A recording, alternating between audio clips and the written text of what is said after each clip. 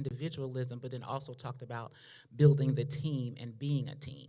So one of the things that it came out the gate, and it said too many, and we're talking about second chair because mostly everybody in here, and or you've led from a second chair before. So it says too many second chair leaders think they have to wait for formal authority as indicated by lines and boxes on an organizational chart before they can truly have an impact on the organization. And that is not true. You actually, if you're in a second chair, you have been given authority to move and to operate in such a way. So a lot of times we do see the organizational charts and we see the boxes and we see the lines, but not necessarily do you have to stay within there. I know for a fact that when you're in those organizational charts, they want you to do more than what you're doing in that box, if that makes sense. So we don't have to just wait for that. As we've heard several times, leadership is influence. And if you're going to be in these roles, one of the things somebody says, if you don't have any influence, you're a leader, you're just walking alone, right? So leadership is influence. And people who cannot lead through influence, I thought this was good, should not be given additional authority. If you shrink away or back away, um, how can you lead? Because in order to lead, you have to be up front. In order to lead, you have to step out. So if you cannot get people to work with you or be with you, maybe you don't need to be a leader. Or maybe you weren't called to be a leader, you just called yourself to be one. Okay, so that's something else to think about. And then the second chair, who waits to be given the reins of control, is unlikely to be an effective leader if or when that authority is extended. If or when. Because what you have to understand is the first chair is always looking. The first chair may not say anything, they may be silent, but they're always looking. So if you saying, well, I've been in this role, you know how some of us do, I've been in this role for 13 years, 20 years, I've been doing this, and then some of us get real cocky. I've been doing this for 2 months, and they ain't put me up as a leader yet, But if you say you've been in this role for a long time and they have not put you up yet, you may want to question your leadership skills. You may want to, and I'll say that that's really hard for us to do, to look at ourselves to say, am I really a leader? And it's okay if you're not, but you cannot pretend to be something that you're not. It'll always come out, as my grandma say, it comes out in the wash, right? Building relationships. Just as second chair leaders need a healthy relationship with their first chair, they have to build strong trust-based relationship with peers in their organizations. And I think this is key because as we continue as a church, as a ministry, I use a lot of organizations, and I'm straight from the book, y'all. I'm not adding a lot of scriptures or whatever, because the book, this particular thing was good to me. I just kept underlining. But I think we talk about organizations and ministry, we have to understand that trust is key. People will not follow you if they don't trust you. They just won't do it. And so if you are not trustworthy, I would even say that trumps sometimes dependability. That trumps, sometimes consistency. But I think if you're trustworthy, all those other factors automatically emerge. The dependability, the being consistent, all of that will emerge because you're trustworthy. In the church, these peers may include others on the church staff, members of the executive team, and key lay leaders. We have to be able to understand in the church, a lot of people say, oh, it's this, it's that. Church is still a business. Church still has to, I don't know, I'm going to get in trouble for saying this. Church still has to have order. Church still has to have things in place so that we know who to go to, when to go to. Because when people come to us, we can't just be like, oh, da, da, da, da. We have to know what is going on at all times. So we have to make sure that there is staff in place, that there's operational procedures in place, that there's standing operational procedures in place. What happens this, just like I'm telling you all about the flood that we had today, what did we do? How did we go about that?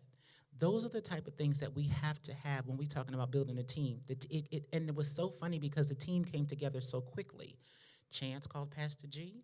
Pastor G called me. I waited to tell Pastor Mario. Because what does a good leader do? Try to figure it out before you can tell the first chair. That's what I want.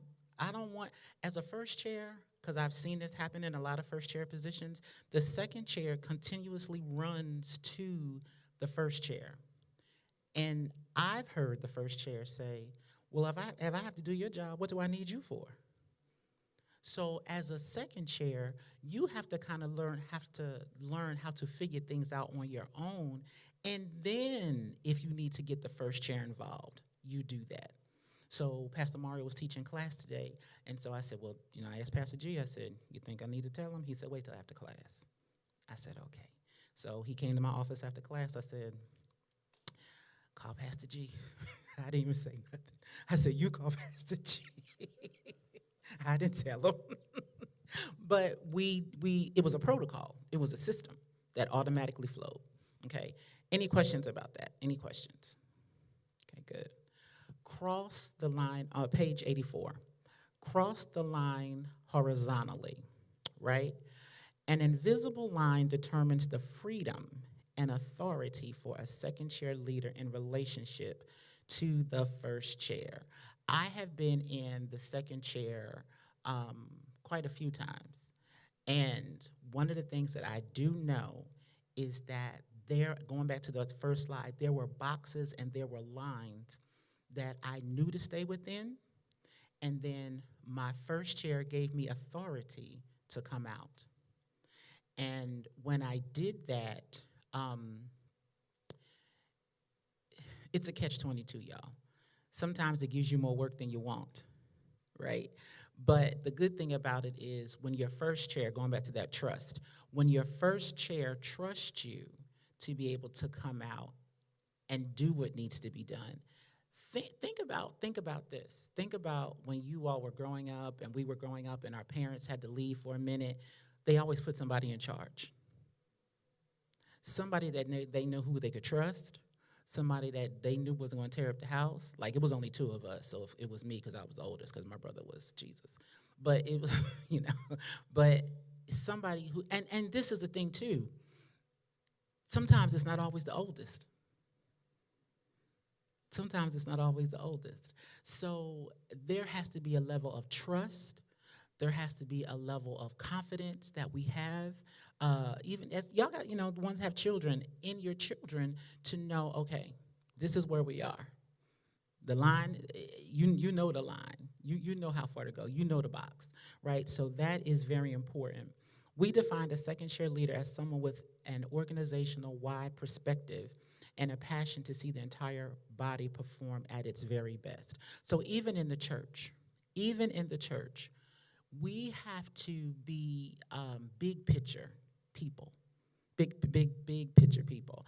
And then sometimes we have to know how to narrow it in. So, for example, and Pastor Mario says this all the time, he's the big picture person. He will come with something and he'll say, this, that, and the other. And, a few of us may look at each other like Scooby-Doo and be like, ooh. But we got to get it done, right? We got to get it done. He's the big picture person. And in every organization, you have a big picture person. I remember at Kentucky State, I worked for a president, and he was very big picture. He was like, I want this, I want this, I want this, I want this. And it took teams of us to do it. But what did we do after we had the meeting with him and he walked out and said, this is what I want? We sat there. We were like, come on, y'all, let's get to grinding. And we sat there and we said, okay, you're in charge of this. You're in charge of this. You're in charge of this. And then we had like our own little subcommittee. So by the time it was time to go back to report to him, we had tangible things. We said, this is what we have. Now, if he didn't like it, back to the drawing board. But we had something to present. That was the big thing. If you are working with or in organizations that have big picture people, you have to learn how to be that detailed person. Whether you are or aren't, you're going to have to learn to, okay, what is it that I have to do? What is my role in this big picture thing? You have to figure that out. Second chairs, do not stay quiet. I don't care how quiet you are, Sydney Raven.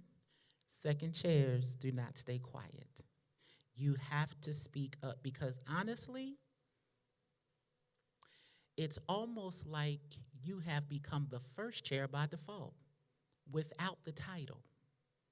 You have become the first chair by default. So you cannot sit there and be like, okay, what do we do, y'all? Like this is the worst for me. This is the worst for me. We're in meetings and second chair or whatever, and everybody's sitting around the table quiet. Nothing is getting done. Nothing is being accomplished. Nothing is emerging. Nothing is changing. Nothing is developing. So as a second chair, sometimes you have to, well, not sometimes, all the time, you have to take the reins and say, okay, this is where we are. What are we getting ready to do? How do we handle it? And also, second chairs always, always, always hear me, always, always, always need to implement a timeline, because you have to take something back to the first chair.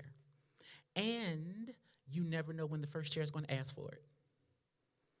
I've been in meetings where the first chair may give us 2 days to do a 16-week project. And I was like, and then I get a call, we need you to come to Hume Hall. What? I just got the thing yesterday. But I get my notebook and I go to Hume Hall. And I give them something. Now, it may not be everything, and it may not always be right, but I give them something. So second chairs cannot be quiet. When something is less than optimal in any part of the organization, they cannot help but be concerned. Second chairs are very, very thought-provoking people, and I'll even say this, and maybe worry's not the right word, but I won't say worry. We're focused. We're very focused. We're very, very focused because we know we have a job to do.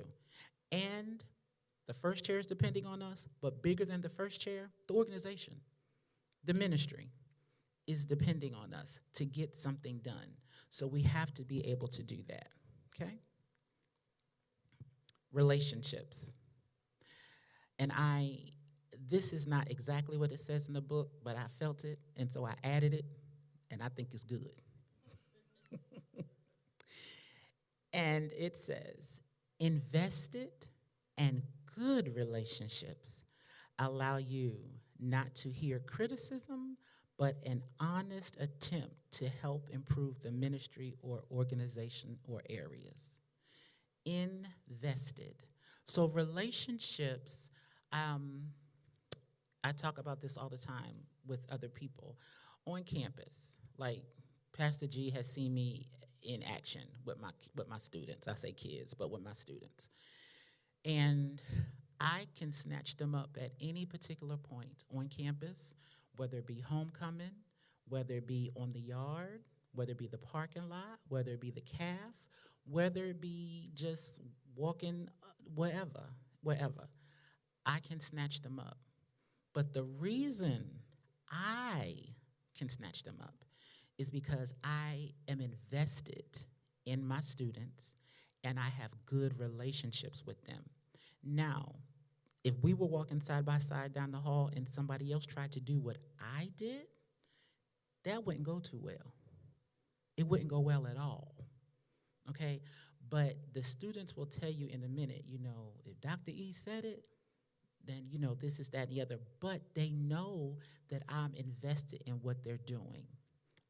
And let me tell you this, and invested in what they're doing as far as their education, but I'm also invested in them as a person. I need to see what it is that you're going to do. You're bigger than this. What is your outcome? Yeah, I know you, yeah.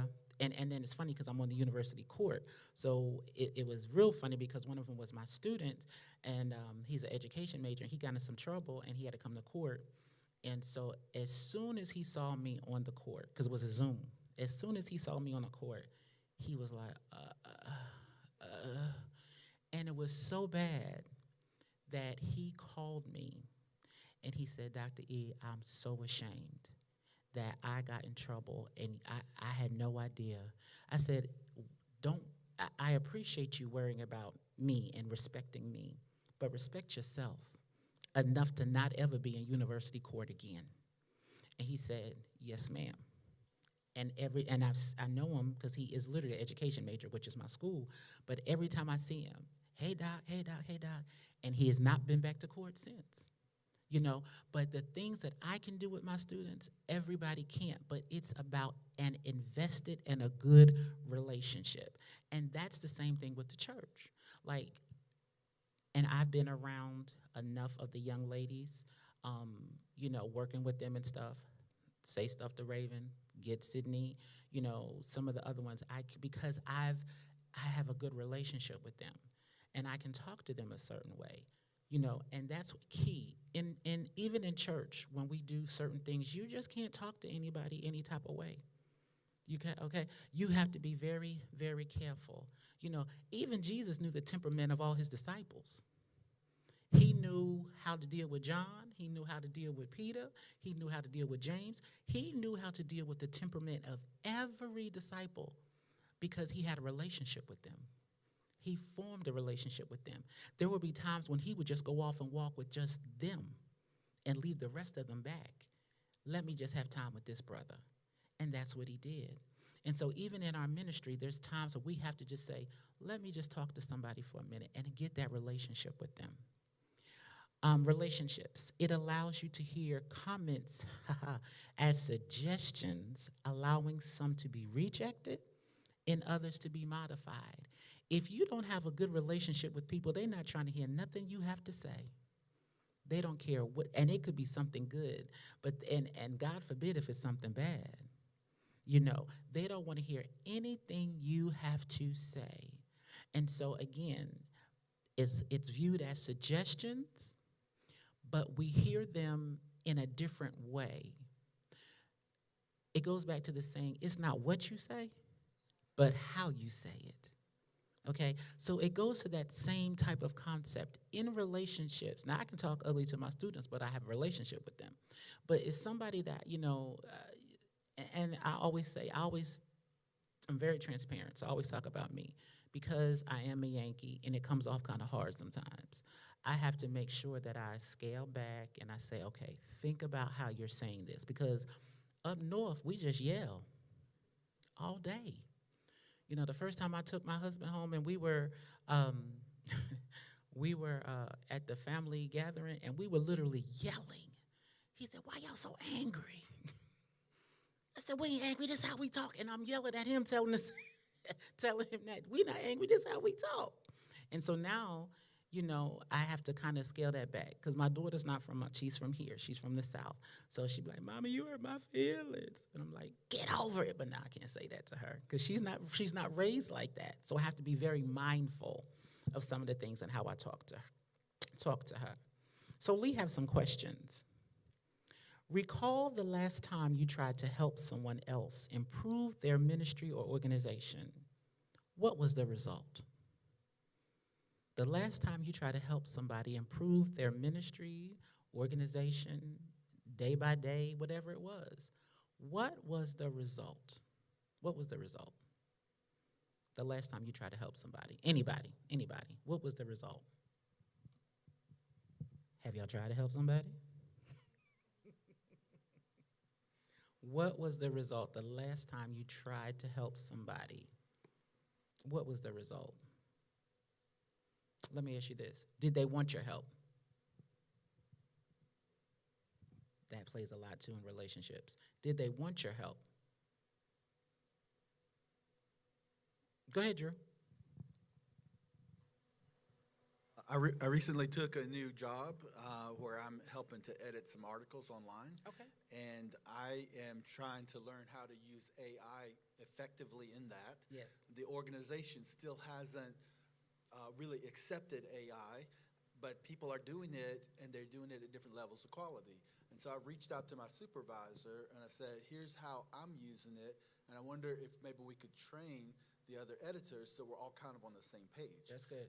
And because he's new in his job, he started just like 2 weeks before I did. Mm-hmm. He's kind of open to new ideas, and it kind of gives him some structure, things that he can be doing, like introducing as well. And so one of the ways that he handled that this week is that he set up an anonymous poll for the editors for them all to tell if they're using AI and how they're using it, Good. and what the prompts are that they're using, and then he's going to kind of put together a proposal for the higher ups that maybe we should do this or maybe we should do that. So I think that I have another place I work for that's not at all open to suggestions. And in this case, the guy is new. And so I think that's a strategic moment where he's kind of open to making changes. Is the other place, are they, they're not open to suggestions. Is everybody there, have they been there for a while? Yes, Yes. they have. Yes. And my position at the other place is just as a contract writer. And so they see that as a very disposable position, even though I've been doing it for a long time and written a lot for them. Yes, Yeah. yes. Thank you. And Yes. the second place is as an editor. And so that's more, a little bit higher up position. They pay a little more attention to it. Yeah. So I think there's a combination of what position do you hold and what position does the person hold who you are suggesting it to. Very good. And how long you have each been there. That Very has good. a little something to do with it. Yeah. And a lot of times people, and we'll get into this a little bit down in the chapter when we talk about titles and positions. Some people do not respect your comments or suggestions because of your title. They look down on you because of your title. And so, and I'm the opposite. Like, one of the first things that I do, and I think I've done it everywhere I went, is I get to know the custodial staff. Because Lord knows I'll forget a key in a minute. So I have to call somebody and say, hey, can you let me in? And they're like, oh, sure, whatever. But as I do that, I noticed that there were some extra touches. My trash can was picked up twice a day instead of once. I have right now, I don't know if y'all noticed, but it's ladybug season.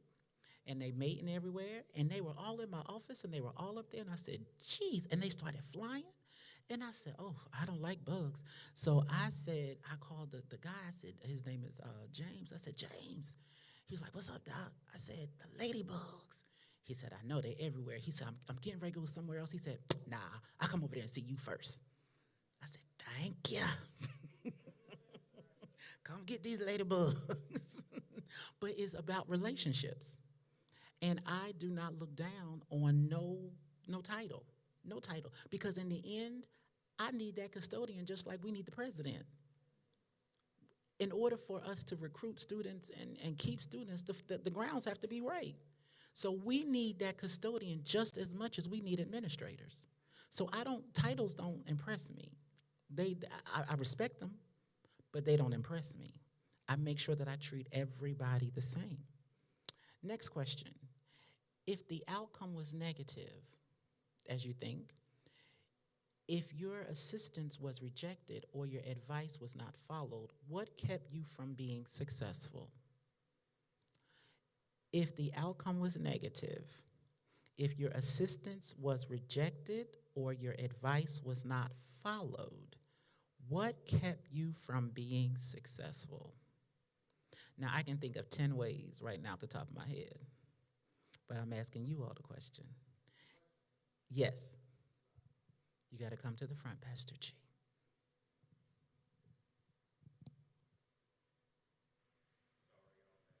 All right. Hello, everybody. Now, my question is to the question. Okay. Meaning, are we automatically, just how the question is being posed, are we automatically taking blame for it coming out negative? Yes. Okay. Yes. And I don't want to say blame. I'll say responsibility. Yeah. Are we automatically taking responsibility? Because remember, the reason why we have to take responsibility is because we're the one that went. We gave our advice. We gave our input. So if it came out negatively, what or why weren't you successful in that? I just gave y'all an example of myself. It could be my tone. It could be how I addressed the situation. It could be, as Drew said, the person was there longer and they felt threatened because Drew came in with new ideas, and who does he think he is? So why wasn't it successful? Okay, now, is that their problem? It is. But then you have to reflect and see, well, what could I have done differently? As Drew did, he made a suggestion and he teamed up with somebody that was already a part of the organization to do a collab. And sometimes that's what you have to do. Hear me. In this life, in this thing that we call life, and it's a people thing, you have to learn people. Some people's egos have to be stroked. It's just what it is, y'all. They have to be stroked. So if I have to go to somebody and I have to say, hey, you've been here 20 years. How'd that been working out for you? And they say, oh, but evidently something is working because you're still here.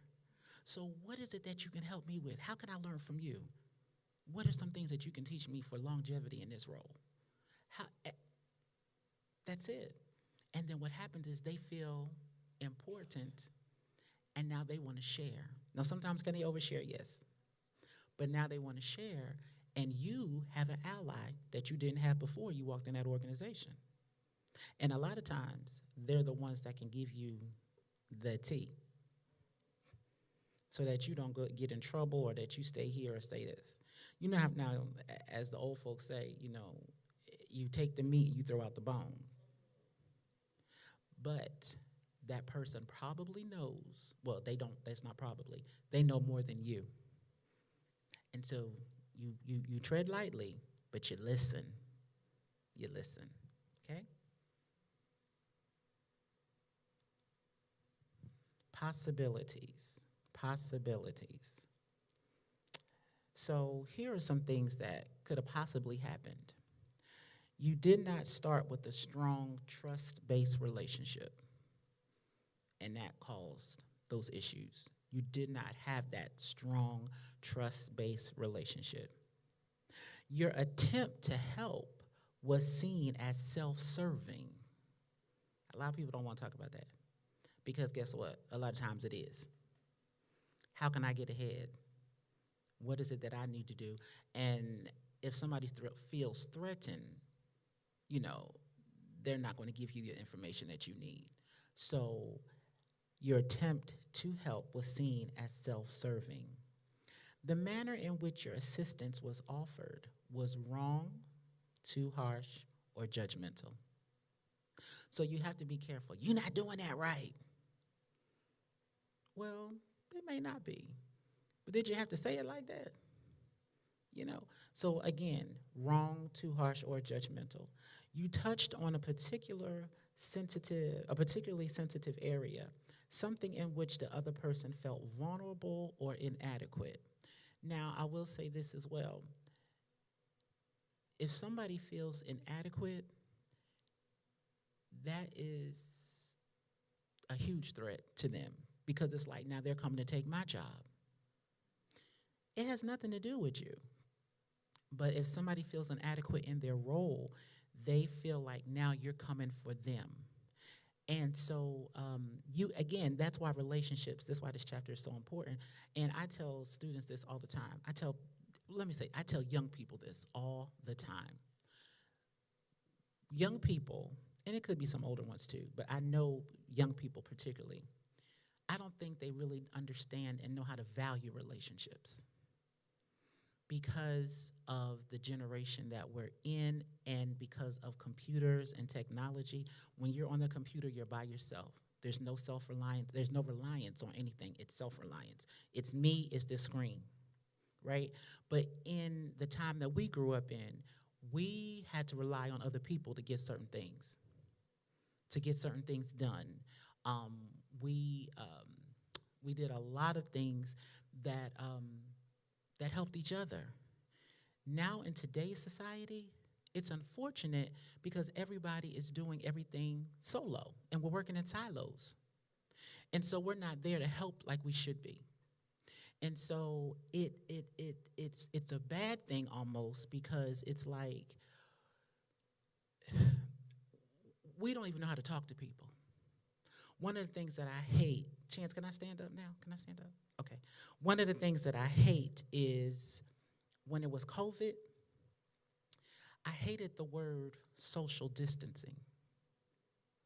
And so I looked into that and I said, I don't like this word social distancing because you know what? This generation is already socially distanced enough. So I like the word physical distance. So I wrote an article on it. And I said, I don't like social distancing because we don't talk to each other. We don't know how to look at each other in the eye. We don't shake each other's hand. We don't have that right there. So the social distancing, I didn't like it. So I said, how about we become physically distant? And that was just to keep us well. Because when we did that social thing, it really went social. And we're still feeling the effects of social distancing. People don't know how to talk to each other. My students literally look at the phone all day. I had to go off in the classroom because they look at this phone all day. And I'm just like, what are we doing? Literally, what are we doing? So I think that we have gotten away from relationships. We don't know how to talk to people. We don't know how to, we don't even know how to introduce ourselves to people. You know, and so I want us to understand relationships are huge for me. Like I thrive on relationships. I'm a social butterfly. I thrive on relationships. Like, it just means, it means a lot to me. And then lastly, trying to compel another person to accept assistance never works, especially when the person is a peer. And when I mean a peer, again, somebody that, this is funny to me. A lot of times when you're the same age as some person, you can't tell me nothing, you the same age as me. Or you can't tell me nothing, I'm older than you. One of them type things. But there's a lot of resistance when it comes to people that we work with. I don't know why that is because ultimately we're trying to come to one common goal and one common consensus. But there's a lot of resistance when it comes to the people we work with and our peers. More questions. How are your relationships with other staff members or people and key leaders in your ministry or your organization? Your relationships, how are they? Think about your job. And let me say this as well. You don't have to like everybody to have a good relationship. Because to me, a good relationship is just being cordial, respectful. I may not like you as a person, but I can respect you. And I can be cordial. It costs me nothing to walk in and say good morning. It costs me nothing to walk out and say, have a good night. So how are your relationships with other people and key leaders in your ministry or organization? How are your relationships? How are your relationships? Question. Anybody, or I can pick. Raven?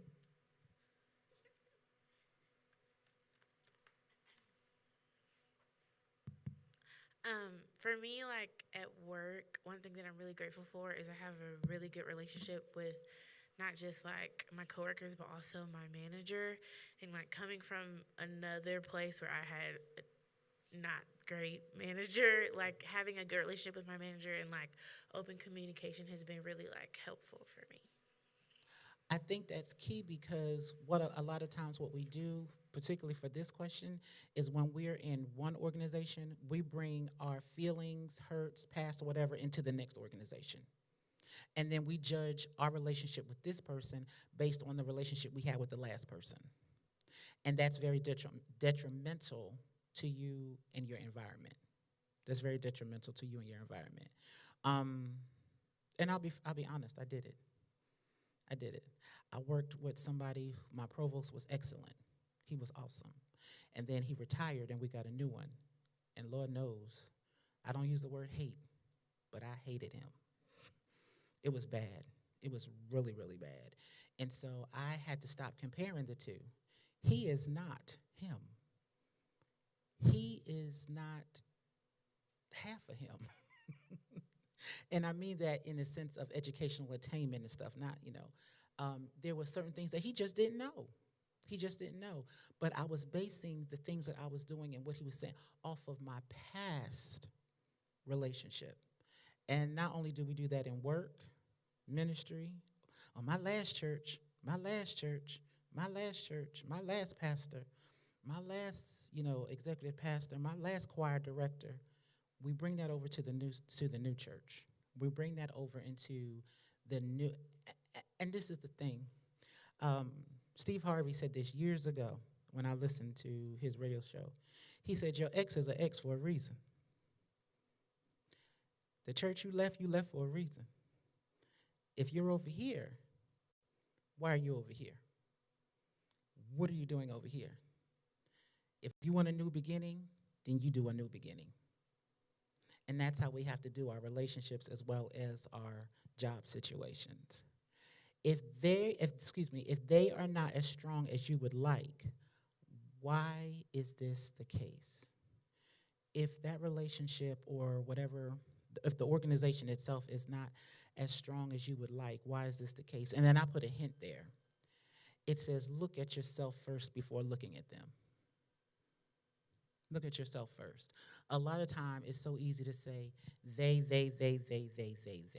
Them. What are you doing about you? And that's a question that we have to ask ourselves every day as we're in relationships, because it's very easy to point the finger. Personal, professional, ministry. I can blame, so we're having Gals Giving this week, Friday, and I can say, well, Raven didn't do such and such because she's the coordinator. Raven didn't do such and such. Raven didn't do this. Before I say that Raven didn't do anything, Stashia, did you go ask Raven what she needed for Friday?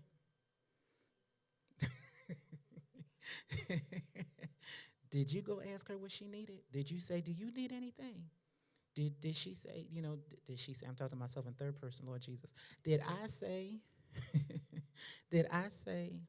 anything to her? What is it that you have not done to strengthen that relationship? Lisa does it all the time. Do you need anything? I'm like, no, I'm good. And usually I am. I'm good.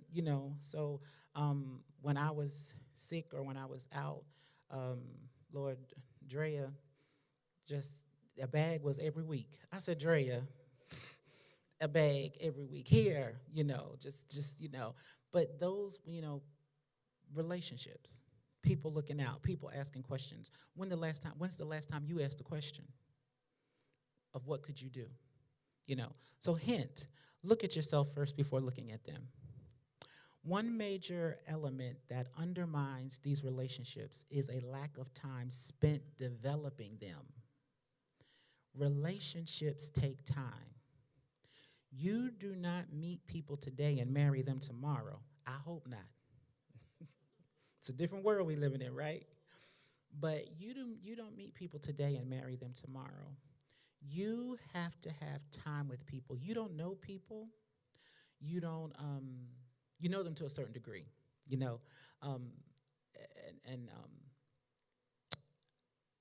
and my brother, we grew up in the same house for years. He had his room, I had my room. It wasn't until he had to move in with me that I said, my God, you want to know somebody, you live with them. And I was like, Jesus, and me and my brother are polar opposites. I'm the social butterfly. He's a social butterfly, but we're polar opposites in a lot of the things that we do and who we are. But it works for us. So you have to understand the time that is needed in relationships. What does that time look like for you? And a question, are you willing to invest and spend time to develop that relationship? Because if you're not, it's for naught. You have to be willing to spend time developing your relationship. John Maxwell says we need to be 360-degree leaders. I thought this was good to me. You need to lead up, you need to lead across, and you need to lead down. Most of us are used to leading up because we report to our supervisors, okay, or the first chair. So we're used to leading up, If we're the second chair, or if we're the second chair, we're used to going down to the people that report to us. But when's the last time you led a cross? When's the last time you reached over and led a cross? Okay? Again, leading up is with our supervisors, leading down with our staff members we supervise, or the volunteers and lay members in the ministry. Leading across often receives little attention. You know why leading across receives little attention? Because it's work. Up is easy. Up is easy. This is a person I report to. Down is easy. These are the people that report to me. Across, you don't know those people because they don't report to you. So a lot of times you don't know them in these chairs and in these seats and in these organizations. But it's the across people that can make your job easier. It's the across people that you probably should spend a good amount of time with. You probably should spend a good amount of time with them. People may build peer connections based on affinity or specific tasks that overlap. You know how that is. We like who we like. We do what we do. I'm gonna do it for you because, oh, you my girl, you my, this, that, and the other. So we build an affinity, a certain affinity towards them, okay? Because either I'm gonna do for them and then they'll do for me, okay? So we build a certain affinity towards them. But they neglect the relationships with other important leaders across the organization. Again, going back to the custodians, the admin assistants. We always, and so now we have those special days, administrative assistant day, we have boss day, we have all these other things. But there's sometimes when you don't have to have a day to celebrate people. You you get a biscuit from McDonald's, you bring them a biscuit.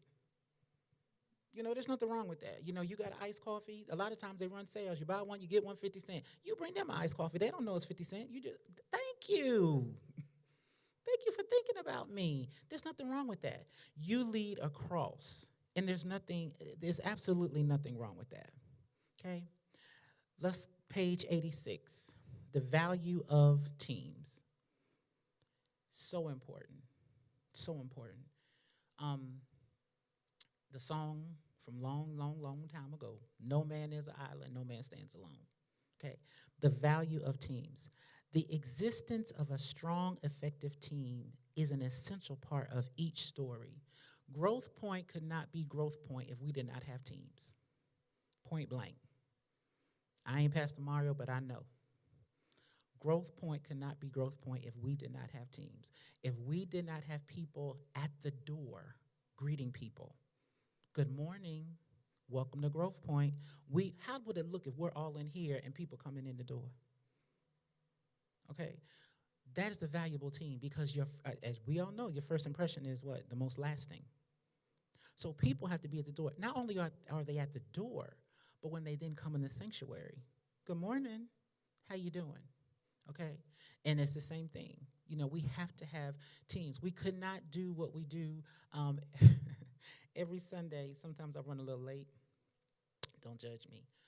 Sometimes I run a little late on Sunday mornings, but I'm going to tell you this, I ain't going to, no lie, as my daughter says, all tea, no shade. I be looking for Dwayne, come get this cone, because I don't want to get out my car. Come get this cone. I need that team. I need them, and they're on point. They are out there doing their job. And so when the mothers come up and they need help getting out the cars, they're out there to make sure that they're parked close so that they can get up the curb and come up the ramp and do what needs to be done. Again, what would that look like if we had Mother Joanne and them out there tussling and wrestling out there and trying to get out their car? So we need those teams. We have to have teams to do all of that, okay? We have to be so concerned with God's vision. We are convinced the team is the only way to accomplish the vision to which God has called us. We have to be so concerned with God's vision that, in other words, in short, we're going to make these teams work, because if we don't make these teams work, we're letting down God. We're going to make this team work. We're going to do what we need to do to make this team work, because it's not about us. It's God's vision, right? Accomplishing this vision without the help of others is simply inconceivable. We cannot do what we do in this place without each other. It's no way. No way possible. Chance is here. I said, Chance, I don't want my computer to die. I need to plug it up. He said, okay. So I started off over there. He said, well, do you mind standing over here? I said, you tell me what to do because you work in the camera. And he said, oh, okay. I could not have figured that out. I needed him to do that. I needed him to, find the cord and plug it up and all that type of stuff. We need each other. The POV, you see 3 or 4 or 5 cameras running around here, but by the time they put it all together, it's a beautiful collage of the church, and it's a good representation of the church. So that's another point. The team, the more we work together as a team, we have better representation of the final product. And for us, that is making sure that God is glorified in all that we do. So we have to be mindful of that. Truly keeping our attention and focus on God's vision, we are less concerned about personal recognition and more interested in organizational achievement. Once we keep our focus and our attention on God's vision, we're less concerned about personal recognition. Hear me, nobody ever has to say my name ever again in life. But if I can do something to help somebody draw closer, get closer, do what they need to do to have a better relationship with God, I'm good. I'm good. I'm better than good. I'm better than good because that's what it is about. I don't need to be personally recognized. I hear my name enough. Nobody has to say it ever again. But if we can say, Sister Susie Q got saved, that's what I want to hear. If we can say, Sister, such and such has been delivered from drugs, that's what we want to hear. Those type of things. That's what God's vision is all about in the ministry. Second chairs must have this mentality in order to be second chairs, as they want to see the ministry and organization perform at its very best. One of the things that I don't like is when people deliberately do things to hinder the organization.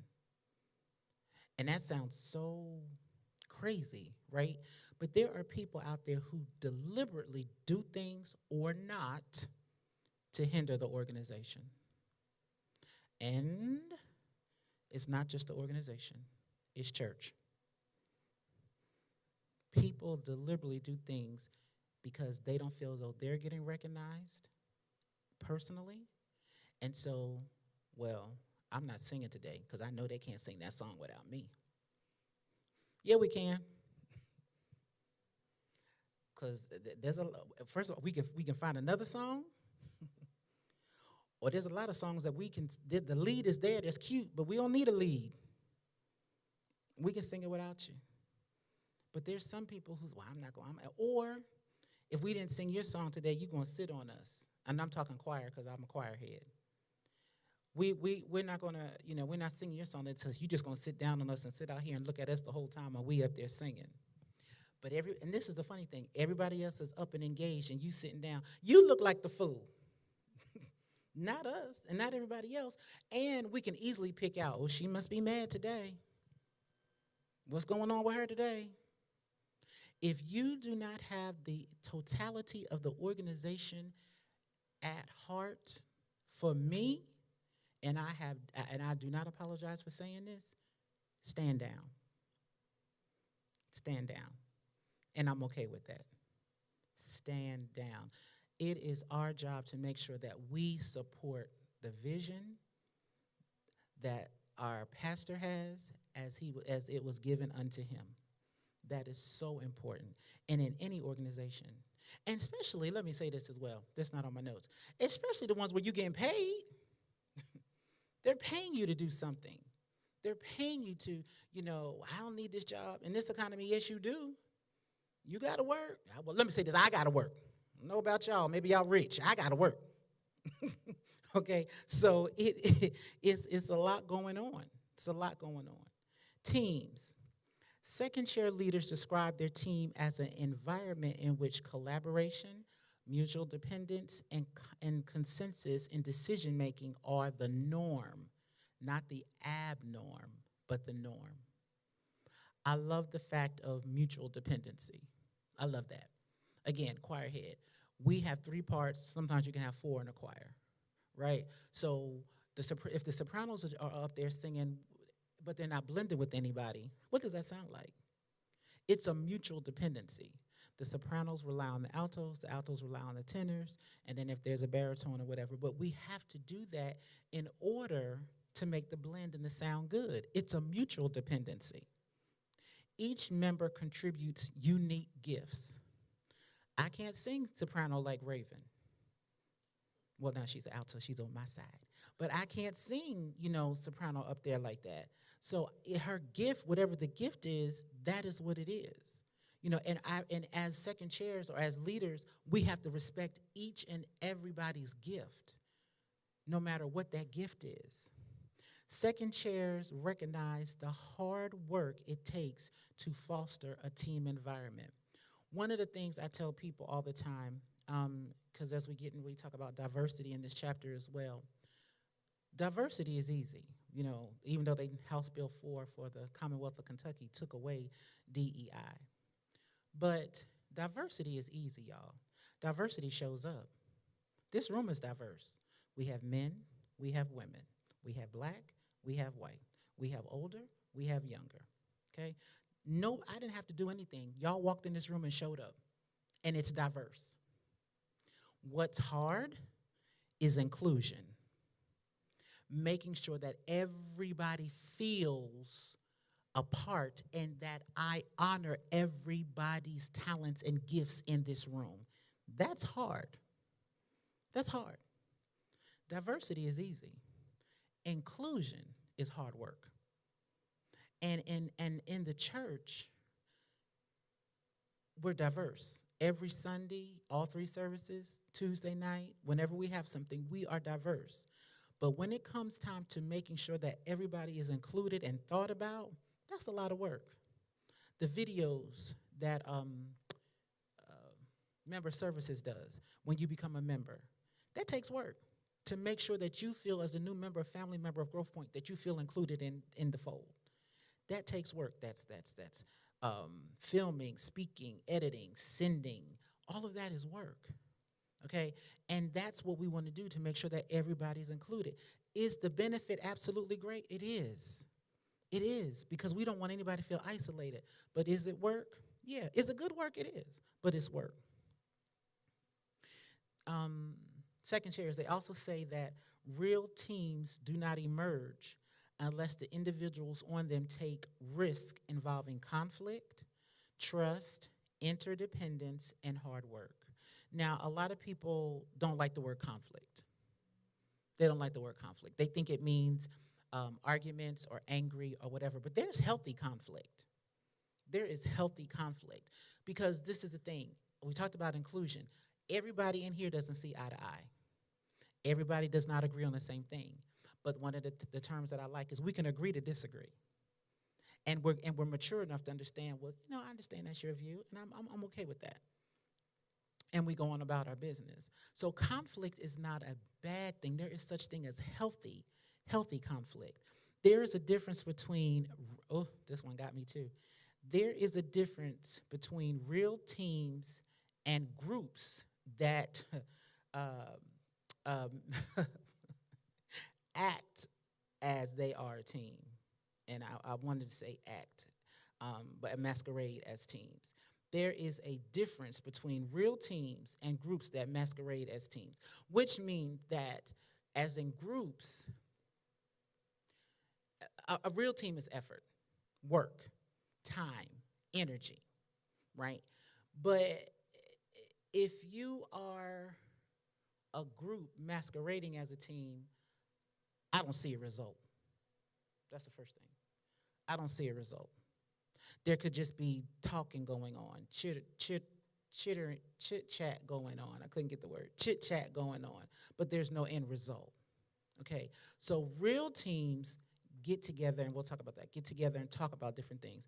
But when you masquerade a group and want to pretend y'all a team, let me tell you this. This is what I know. It always comes out. It shows. I, my teaching, I can tell when I put my students in groups which group has done the work and which group is just playing around. When they come up and present, I can just look at them and say, y'all ain't did nothing. But the ones that put in the work, I can hear it, I can see it. It's just, you can tell that they've toiled with this thing. Other people, they come up and they're just like, oh, whatever. Or they're just repeating stuff that they've already heard. There's been no work. They're like copycats, mockingbirds. There's been no work put into it. No work. It's the same thing with teams. We know who is doing work in the church, on the job. We know who is doing work. And it's not because of they crying and a lot of times some tears are fake. So it's not because they crying or they, we know who is putting in work. Okay, and that is important. Do not, and I'll just say that, do not masquerade as a real team if you're only a group. Okay. Fostering teams from the second chair. Now, there's a lot of things that we do in the church and in organizations. As a second chair, we have to be able to sometimes rally the teams and say, okay, well, here, this is what we're going to do. All right. Matter of fact, Pastor G did that when we had the cleaning. We said, okay, one Saturday, we're just going to clean. He got all the groups together. Okay, you're going to clean out the kitchen. You're going to do the nursery. You're going to do Real Point. You're going to do Kids Point. We had somebody in here, had somebody in pastor's office. He rallied every team together, and we were not here that long. We weren't here that long. We did what needed to be done, got the work done. That was the day you and Drea was out there putting them signs up. Jesus. Y'all should have seen them trying to put them letters out there with that thing. But even that, we rallied outside to do what we needed to do for the organization as a whole. As a whole, fostering teams from the second chair. A team is not simply created by an edict from the first chair, which means it's just not a command. It's just not given. Okay? It requires the full commitment of team members. The second chair should be a leader in making the commitment and encouraging the behavior that establishes a real team. A real team. People who want to work, people, those type of things. Second chair leaders understand and value the unique gifts and perspectives that each person brings to the table. I don't take anybody for granted in this room. Whatever gift you have, I appreciate it. Whatever gift that is. Quiet Gregory is out on a personal touch team. But when you come in that door, Greg say, how you doing today? I value that. I value that. Mr. Fred is not on the team. But I can count on Mr. Fred to walk through and say, hey, Doc, how you doing? I can count on that. Everybody in here has, and just sometimes when he says that, it can just lighten up your day. Everybody has a unique gift, no matter what it is. And so we have to recognize what that gift is. Okay? Question. What does it mean for a team to have diversity in the gifts, abilities, and passions of its members? What does it mean for a team to have diversity in the gifts, abilities, and passion of its members? That's on page 88. What does it mean for a team to have diversity in the gifts, abilities, and passion of its members? Thank you, Pastor G. Then I'm going to ask Lisa. Oh, Dre. Okay. He was trying to beat me up here, y'all. Oh, he was trying to get you. And so, when I read the question, I was thinking about sports. So I played sports most of high school. And so I think sometimes we think about the starters kind of being only the people who can contribute to winning the game. but it takes everybody, Yeah. and that everybody has something unique to bring to the game to win. And even even the people who are on the bench at the end of the game, if the team wins, and they also win. That's right. Or even with the NBA, if they win their championships, the people on the bench also win the championship. But again, it takes all of us, and so for all of us to come together to accomplish what we need to accomplish as a team. Yeah. I agree with you 100%. Pastor G? Along with what Dre was saying, I believe it represents longevity That's good. and the ability to accomplish whatever it is. And what I mean by longevity is because you're teaching each other to respect and to appreciate. So even when the leader goes off the scene or passes it, it's something that's already been established so the team can continue. And it's, a lot of times we have breaks Yeah. when the leadership changes and Yeah, there's an yeah. adjustment Yeah. and you have to, relearn some Yeah, things. But yeah. if the respect, the appreciation has already been established, we can continue on. That's good. That's good. Absolutely. Absolutely. Miss Lisa. Good evening, everyone. I agree with everything that's been said, definitely. So what does it mean to have diversity in the gifts? I feel like it means that everyone definitely have something to give. I heard a long time ago, the people in your life, we should cap them, C-A-P. The C stands for correct, A stands for add, P stands for protect. So the people in your life should either be able to add to your life, correct your life, or protect your life. And so it is with your team. They should be able to add. So I understand that you have something to give. So I want you on my team. I'm like you. I'm not going to discount you. I don't want you to shrink. I'm not going to belittle who God called you to be or what he's placed on the inside of you. We're a team, and I want what you have to give. I want your portion, your share. And so to have a diversity of gifts and abilities and passions of its members, your passion will build our team and make it better, make it great. It's not me alone. It's what we can do collectively. Absolutely. Absolutely. And everybody has different passions. Everybody has different passions. Teamwork. I asked Miss Anita. I said, Miss Anita, I need something done. She said, Doc, I ain't never did that before. I said, but I trust you. And so I said, here you go. And when she brought something back to me, it was absolutely gorgeous. And I said, I trust you. I didn't check on her. Let me tell you, that's another thing. When you trust somebody, you're not a micromanager. I didn't check on Miss Anita. I didn't say, the only thing I asked her was, do you need anything from me? And she said, no, I think I got everything, Doc. I said, okay. And I let her do what she does because she has a passion and she has a gift for that area. That is not me. What I asked her to do, I can't do that. And I know I can't do that. So I go to the person, and that's another thing with diversity, you go to the people that you know can do what needs to be done. Okay? So that is something. So when I asked her, she has a passion for that. And that's something else too. I think that a lot of times in organizations, we have people who lack passion. And so for me, it shows in their final product. Yeah, it shows in their work. You didn't put no effort in this. This is sloppy. But when you have a passion for it, I don't know how many times Miss Anita started that thing over. I don't know how many times she said, I don't like this, and I have no idea. But I know she had a passion for what she does, and she did it, and when I got the end result, and that's another thing, you can feel it. It's like cooked meals. You can feel when somebody's cooking it with love. You can taste it when somebody's cooking it with love. It's the same thing, So I could tell that she was passionate about it, and I got a product that was phenomenal. Teams.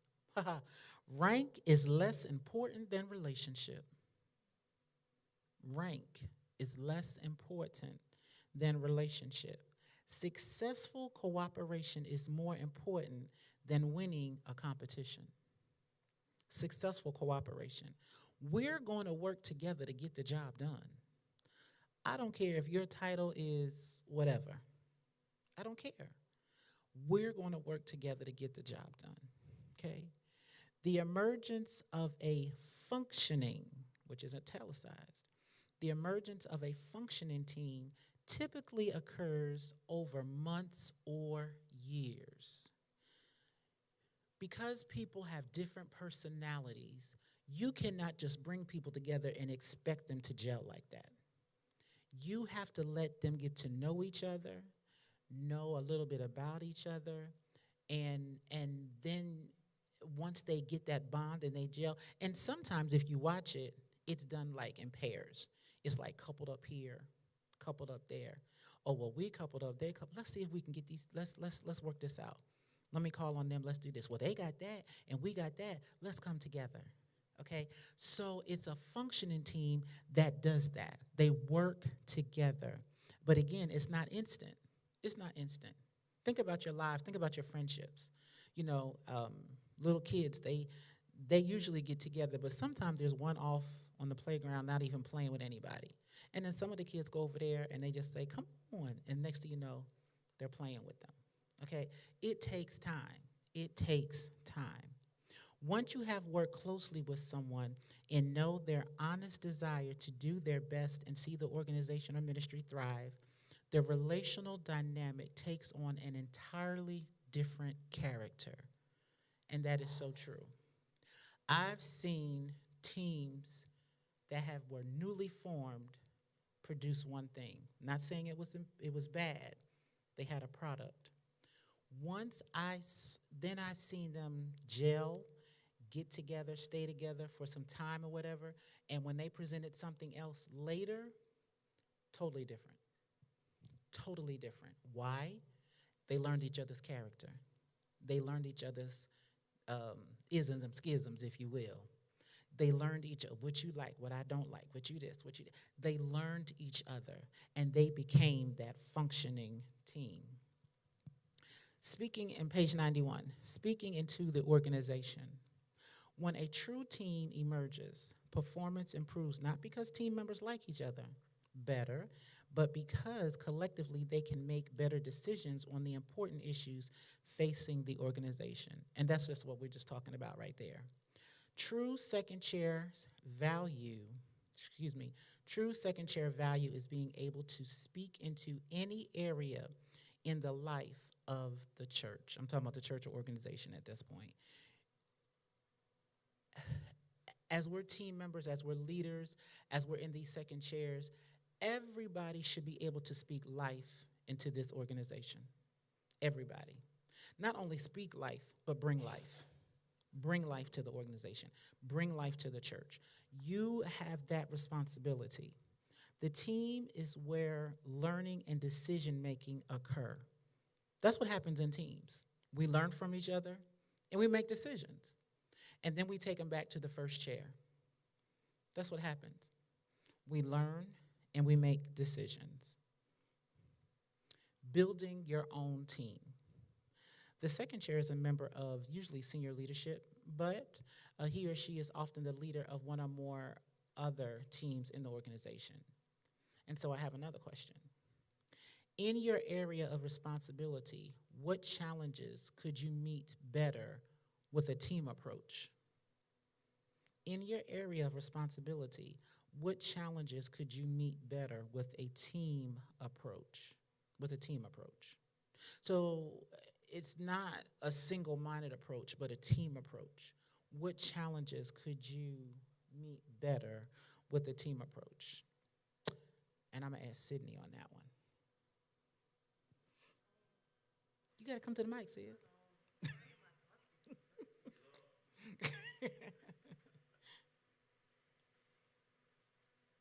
And I think this, and I picked on Sid because I know y'all know Sydney's in PA school. So there's a lot of teamwork that's going to have to take place. I think I kind of talked about this at another Bible study, but just going like into the PA school thing, one of the things that we learn in school is just that you have to collaborate with like everybody on your team, and it's not even people within like the same like department is. You have to collaborate with other departments in order to provide like comprehensive care. Yeah. So you have, like your individual role and your responsibilities within your own scope of practice, but it's almost considered negligent if you're going through a patient's care and if you're not entirely sure and you don't collaborate with someone else from a different department or someone above you. That's good. Yeah.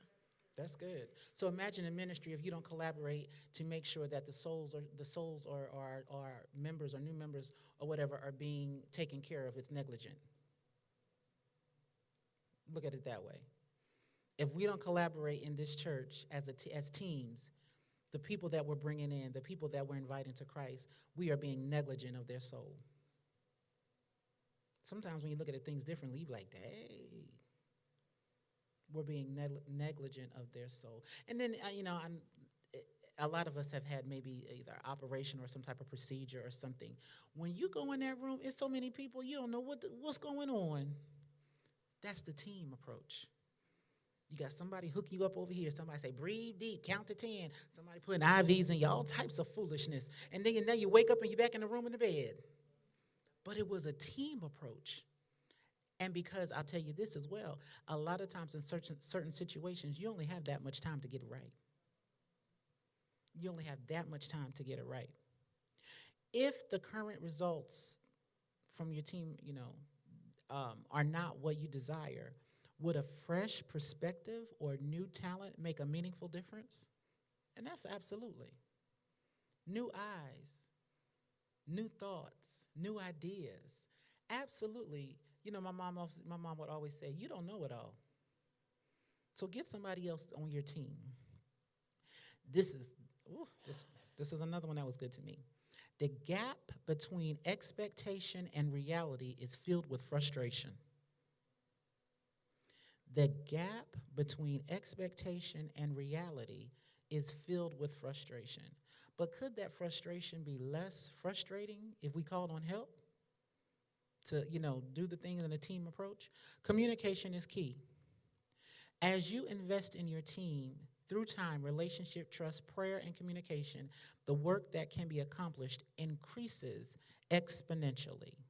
Exponentially. And now, here are some traps to avoid. Building teams is not easy work. When I was reading this, I was laughing because how many times have we asked our teams to get more people involved, to build their team? Well, we don't have enough people. Build your team. Building teams is not easy work. Many people bring this was good to me too, many people bring a lot of bad habits and baggage into a team environment. Because talking about what we talked about earlier, they talking about the past. And so they bring all of that over into your team. And sometimes, it's funny, you can't even have a team meeting because we're so busy grumbling about what happened before. Okay, so we brought that baggage into the team environment. 2 major traps to avoid are being overly critical of peers and doing things that are perceived as self-serving. In a team, you have to listen. You can't, some people say stuff and they trying to get it out their mouth. That ain't gonna work. You done shut it down before they said anything. So being overly critical, and self-serving. Being a second chair leader requires using the best approach, which is situational. In school, there's talk about in organizational theory classes, they talked about what type of leader are you? I have stuck true to this day. I am a situational type leader. Depending on the situation, it depends on how I lead. Because every situation is different. I can't treat my situation like with Dwayne as I do with Drew. I can't treat my situation with Drew as I do with Gregory. I can't treat Gregory as I do with Natonia. Every situation is different, and we need to understand that. Practical steps. Be selective. I know we want to put a lot of people on teams, but sometimes everybody might not need to be on your team, especially if they're out to sabotage work or whatever, okay? Be affirming. Let the people know that they're doing, good jobs, this, that, and the other. Be unselfish. Don't just hog everything for yourself so that you can get the credit from the first chair. Let the work be shared. Be discreet. If something is going on that shouldn't be going on, pull somebody to the side and talk to them. Okay, be constructive. Everything doesn't have to be harsh or whatever. And then be involved. Okay, there's nothing worse than being a leader and you sitting on the sidelines. I love it. Dre was talking about, sports. I love it when I see the coaches involved in the game. They're talking to the players. They're affirming their players. They're saying this, they're saying that. They're giving them practical advice throughout the game. They are involved. They're just not sitting there. They are involved in the win, which is the end result. They're involved in the end result. In truth, much of your ability to achieve your full potential as a second chair leader does not depend on the title or position. It depends on the voluntary cooperation of staff and other constituents in the organization. This is true. You are not going to be successful if your people aren't successful. You have to make sure that everybody is successful on your team. This is the last one, and then if there's any questions or comments, we can go there. The second chair as a servant leader. Servant leader is the clear teaching of Jesus. Whoever wants to become great among you must be your servant, and whoever wants to be first must be slave to all. And that's in Mark, the 10th chapter, 43 and 44th verse. The second chair leader who wants to thrive personally and organizationally builds a team by exhibiting a servant's heart. There is nothing worse than telling people what to do and you don't do anything yourself. You have to have a servant's heart. Teams and individuals will freely respond only to individuals who are chosen as leaders because they are proven and trusted as servants. I'm going to put that on something. Teams and individuals will freely respond only to individuals who are chosen as leaders because they are proven and trusted as servants. In other words, the reason I became a leader is because I was a good servant. The reason you chose me to be a leader is because I was a good servant. The reason I am a good leader is because I was a good servant. Okay? Any questions at all? And I forgot to put a question and answer slide on here. Any questions at all about this particular chapter? There are more in the book, but Pastor said this was the last one that we were doing. But feel free to continue reading the book. But this was our last chapter. Any questions at all about building teams? And you build teams one member at a time. One member at a time. One member at a time. You build teams. Any questions? Any questions online, Chance? There we go. Okay. Any questions at all about building teams? I know some people don't like to be a part of teams. Some people, when I do group projects, students be like, let me tell y'all, I said to my class, get in groups. One girl walked out. She left the class. I said, oh my God.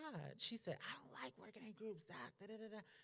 I said, in this world, you're going to work in a team. You're going to work in a group. It's inevitable. It's inevitable, and it was like she was almost in tears, but that lets me know that there's some type of disconnect. I got to get you involved some type of way. I got to pull you in. I got to make this thing better for you. I got to make this better for you. So what can I do to make you feel better in a team setting or situation? What can I do? And sometimes as a leader, that is your role. How can I make you feel better? How can I make you feel more comfortable in becoming a team member, in becoming a part of the team? And I'm not saying you even have to lead or do anything. I just want you in my team or on my team. What does that look like? Okay.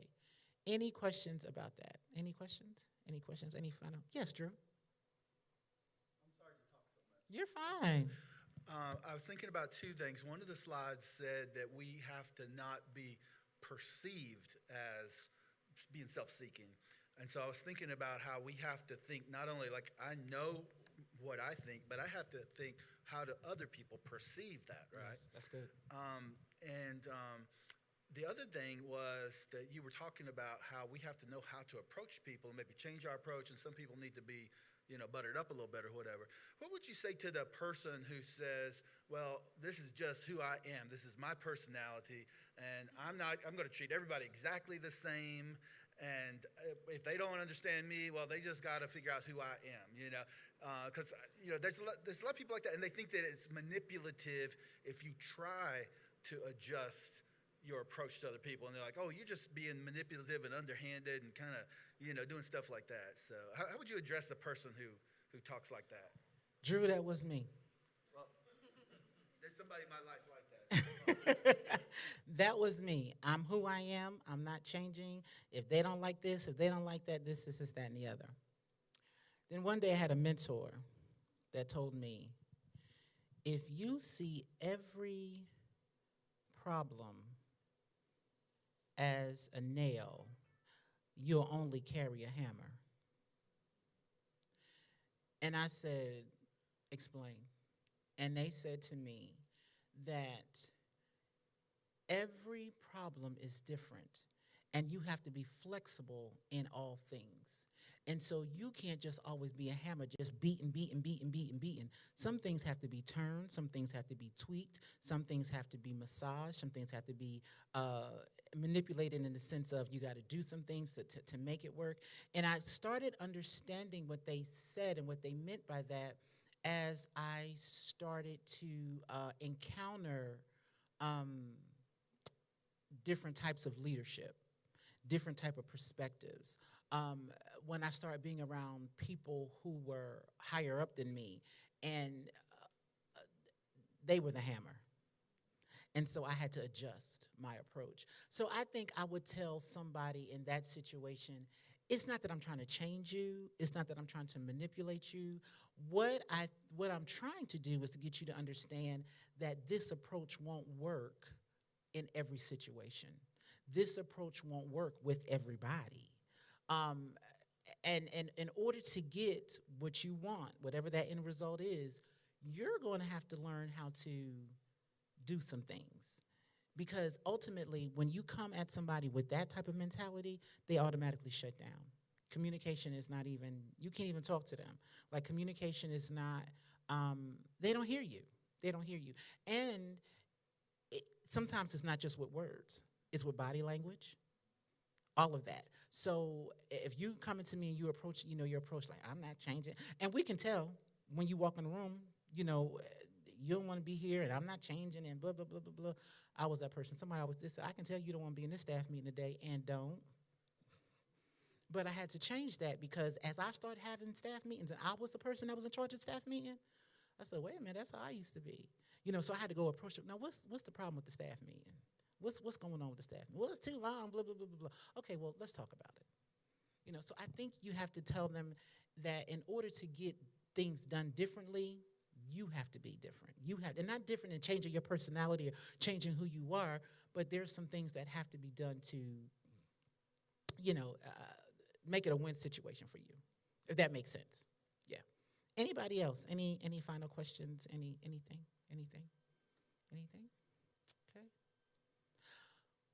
Hopefully, something was said that was beneficial to you all. Again, you all can still read the book or whatever, but we are officially done until Pastor gives us next directives. But the book is a good book, especially as it talks about, even not just leading, but just checking yourself as, just working with people, just checking yourself. There's nothing wrong with checking yourself every now and again, So there's nothing wrong with that. So, yeah, that's all I have. Can you see if Pastor wants to say anything before we, whatever? Because, okay. All right. So just as by way of announcements, we have church this Sunday, and then the following Sunday, we are growing at home. So turn on your, chances are only 11? Grow at home? Just 11? Okay. So, We're growing at home at 11 on the 30th. On the 30th. 30th. Yes, we'll be growing at home on the 30th. Okay. No. Okay.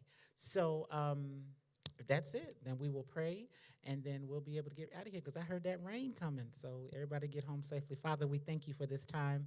We thank you for the investment that each person has decided that they wanted to learn how to be a better leader and learn how to work on teams and overall, be a better individual so that we can be better as a collective.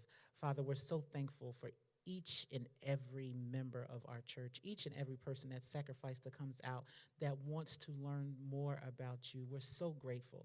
We're so grateful as we continue to grow as a church family. Let us grow closer together. Let us draw near to one another. Let us continue to be a help to one another in all that we say and do. And God, as we go home, we ask for your traveling mercies. God, we ask that no accidents come. We ask that nobody hydroplanes on the street, on the highway, God. But we ask for your divine protection and covering as we go home. And when we get home, we ask that you allow us to find everything just as we left it, and let us have sweet rest on this evening. And as we continue to go through this week, we ask that you be with us, Lord God, in everything that we do on our jobs, with our supervisors, with our families. God, we ask for your divine protection.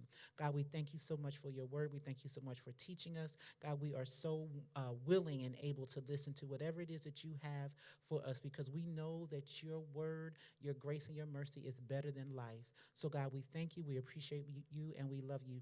In Jesus' name we pray. Amen.